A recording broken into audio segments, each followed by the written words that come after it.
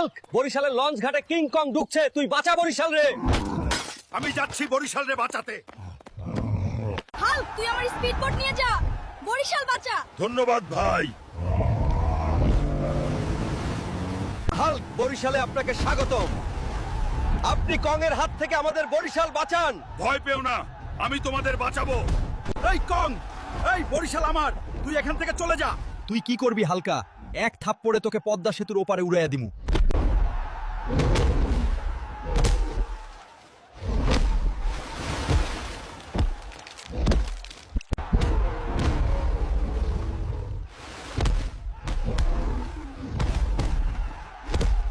হালকা, আজ তুই শেষ।